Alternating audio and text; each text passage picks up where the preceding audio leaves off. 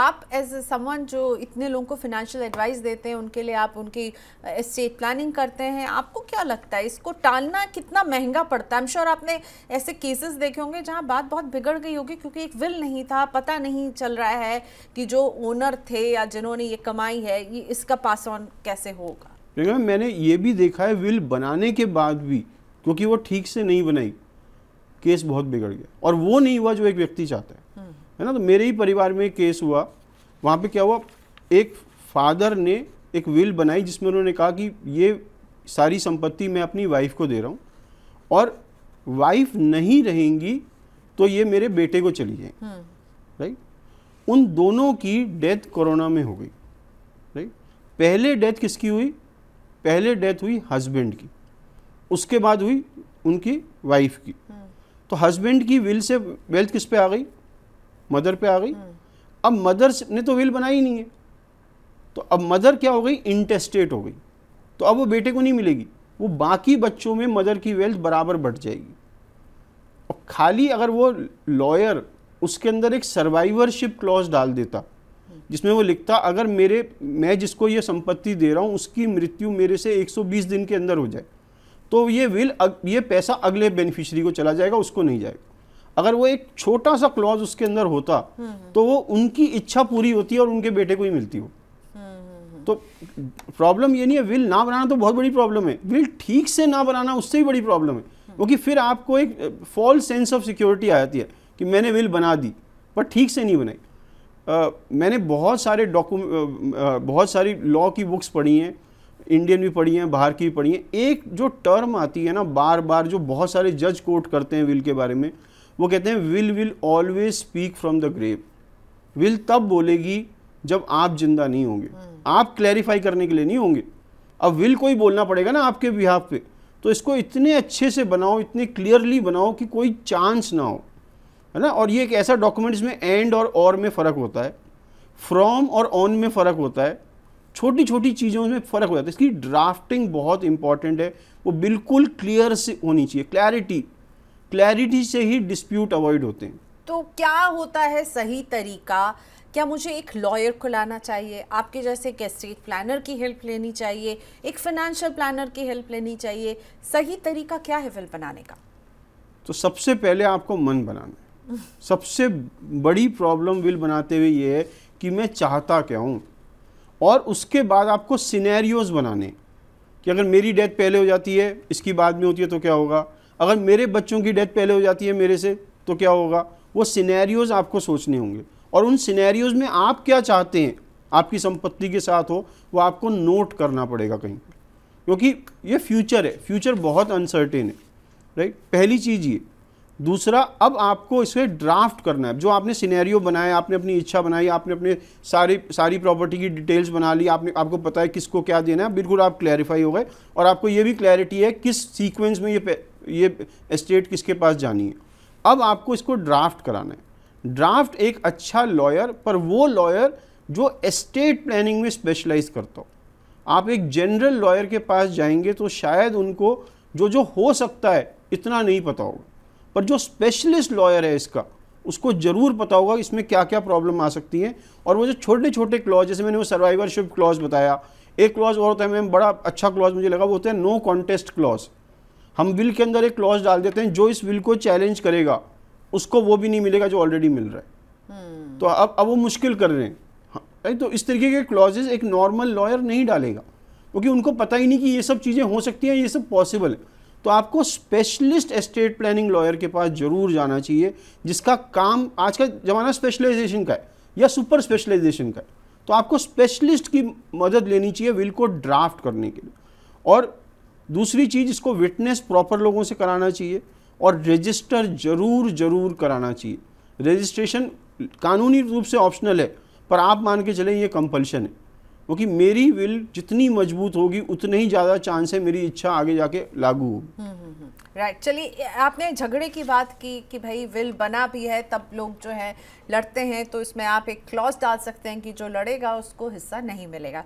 तो एक झगड़े की बात यहाँ कमलकांत जी कर रहे हैं, और इन्होंने बताया कि ये 2 भाई हैं और इनकी माताजी जो थी वो उन्होंने इनके नाम पर घर कर दिया, वसीयत कर गई हैं और वो जो है उन्होंने उनके सामने ही ये वसीयत बनाई थी। अब इनका जो कमलकांत जी का जो छोटा भाई है वो भी माताजी की ओर से की गई वसीयत दिखाकर झगड़े पर उतारू हो गई है। तो क्या करना चाहिए? यानी मल्टीपल वसीयत यहाँ पर नजर आ रहे हैं कि एक बड़े भाई के पास वसीयत है, एक छोटे भाई के पास वसीयत है। तो कानूनी रूप से जो लास्ट है वो वैलिड है, राइट। अब ये हो सकता है कि किसी की एक वसीयत जाली हो। एग्जैक्टली। अगर वो जाली वसीयत है तो आपको प्रूव करना पड़ेगा ये जाली है। ये जो प्रूव करने का दायित्व है वो उसका है जो कह रहा है कि जाली है।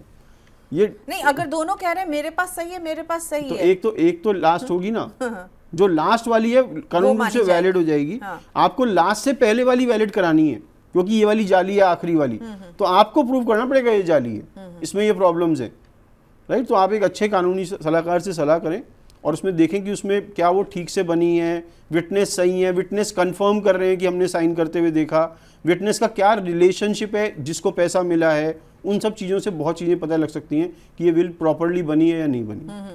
तो विल की वैधता जो है वो कई बार सवालों के कटघरे में आ जाती है, वैसे में फिर आपको कोर्ट कचहरी के चक्कर लगाने पड़ेंगे, राइट। हाँ, तो आप क्या कहते हैं? तो विल बनाते वक्त आपको क्या ऐसा करना चाहिए कि ऐसे पचड़े ही ना हो?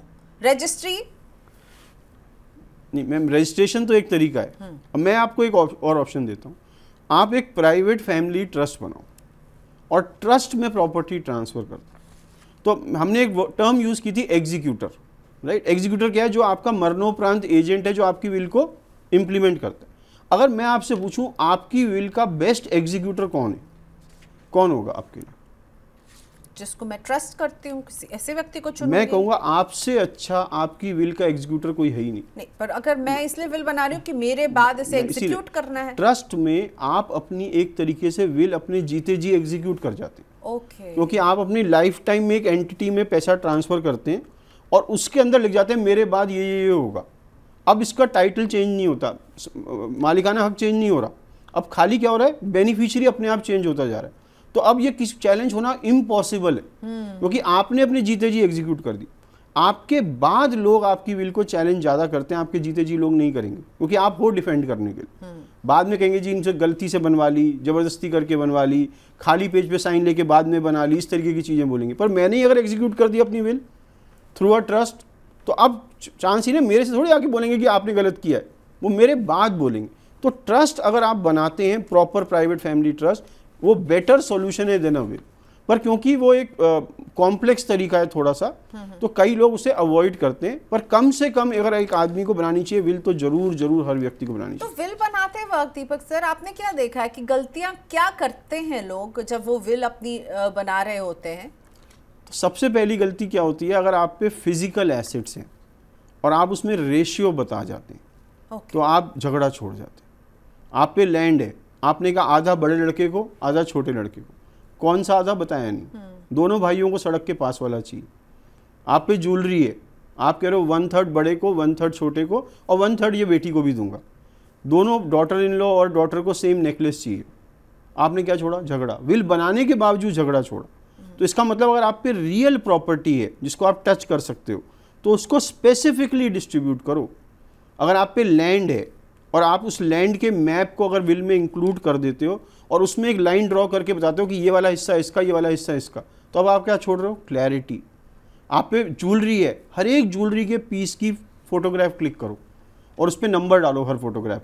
फिर बोलो 1 से 10 तक बड़े बेटे की, 11 से 20 तक छोटे वाले की और 21 से 30 तक बेटी की। अब आप क्या छोड़ रहे हो? Clarity. Clarity avoids disputes, right. दूसरी चीज़, अगर आप विल बना रहे हैं तो आपको ये प्रूव जरूर करना पड़ेगा, अगर ये चैलेंज होने के चांस है, कि आप उस टाइम मेंटली रूप से, मानसिक रूप से स्वस्थ थे। इसके लिए हम क्या कहते हैं, आपको एक साइकेट्रिस्ट का सर्टिफिकेट चाहिए और वो सर्टिफिकेट 2 बार चाहिए, एक विल बनाने से तुरंत पहले और एक विल बनाने के तुरंत बाद, जिससे कि मैं ये प्रूव कर पाऊँ आप उस इंटरमीडिएट पीरियड में बिल्कुल सेन थे, टेस्टामेंट्री कैपेसिटी थी। और साइकेट्रिस्ट के पास एक टेस्ट होता है, उसको वो जेड टेस्ट कहते हैं शायद, उससे वो पता लगा लेते हैं कि आपकी मेंटल कैपेसिटी कितनी है। तो आपको उससे लिखवाना पड़ेगा कि मैंने इनका टेस्ट किया और इन पे टेस्टामेंट्री कैपेसिटी है। टेस्टामेंट्री मतलब ये अपनी मर्जी से अपनी प्रॉपर्टी देने के लायक है, सक्षम है मानसिक रूप से, वो उसे लिखवा लीजिए आप। उससे आपकी विल की वैलिडिटी बढ़ जाएगी, क्योंकि सबसे ज़्यादा रीज़न लोग क्या कहते हैं कि ये मानसिक रूप से स्वस्थ नहीं थे जिस टाइम विल बनाई। एक और रीज़न लोग कहते हैं कि जी इनको फोर्स किया गया या इनको इन्फ्लुएंस किया गया। उसको बहुत मुश्किल है प्रूव करना कि किया गया या नहीं किया गया, राइट। तो उसके लिए तो आप मल्टीपल विल बना सकते हैं। मैं एक तरीका जो कुछ लोगों के लिए के साथ यूज़ करता हूँ जिनको बहुत ज़्यादा डर है कि उनकी विल चैलेंज होगी। तो सपोज़ आपके 2 बेटे हैं, राइट, आपको उनको दोनों को, एक को 70% देना है, एक को 30% देना है प्रॉपर्टी। तो आपको हमेशा डर लगा रहेगा जिसको 30 दे रहा हूँ वो विल को चैलेंज जरूर करेगा। तो हम उनसे कहते हैं आप मल्टीपल विल्स बना दीजिए। आप पहले साल एक विल बनाए, 70-30 लिखा उसमें, और 1 लाख रुपए साईं बाबा ट्रस्ट को डोनेशन दे दिया। अगले साल एक नई विल बनाए, उसमें भी 70-30 दें, साईं बाबा ट्रस्ट का 1 लाख की जगह 2 लाख कर दिया, इसलिए मैंने नई विल बनाई। तीसरे साल फिर एक नई विल बनाई, 70-30 3 लाख रुपए या फिर 2.5 लाख रुपए कर दिया। ऐसे करके आप 6-7 विल बना दीजिए। अब किसी को विल को चैलेंज करना होगा तो 6 की 6 करनी पड़ेंगी जो बनी है। अगर एक भी बच गई इनमें से तो 70-30 ही मिलेगा। और कोर्ट भी कहेगा भाई इसे एक चीज़ तो बिल्कुल कंफर्म है, तेरे को 70 देना है, उसको 30 देना है। जो इसको नहीं कंफर्म है साईं बाबा ट्रस्ट को कितना देना है। तो इसका मतलब ये हुआ कि ये विल अब बहुत मुश्किल है चैलेंज करने की। तो मैं हमेशा कहता हूँ एस्टेट प्लानिंग है ना, आर्ट है। कुछ तो कानून में लिखा है, कुछ कानून के बाहर ऐसी तरीके हैं जिससे कि आप अपनी विल को मोर वैलिड कर सकते हो। पर ये सब चीज़ें उन लोगों के लिए ज़्यादा जरूरी हैं जिनको लगता है कि हाँ चैलेंज के चांस ज़्यादा हैं, झगड़े ज़रूर होंगे। तो उन लोगों को ऐसे तरीके अपनाने चाहिए, और आपको एक अच्छा एस्टेट प्लानिंग लॉयर मिलेगा तो इस तरीके के आपको बहुत सारे और तरीके बता सकते हैं। यानी कि क्लैरिटी इज द कीवर्ड जो आपके विल में होनी चाहिए। मल्टीपल प्रॉपर्टी है, एक भी प्रॉपर्टी है तो उसको बहुत क्लियरली डिवाइड कीजिए। ज्वेलरी है तो उसको क्लियरली डिवाइड कीजिए। अपने इंस्ट्रक्शंस जो हैं आप सोचिए आप दे रहे हैं अपने बच्चों को तो आप कैसे देंगे उसका ख्याल रखिए।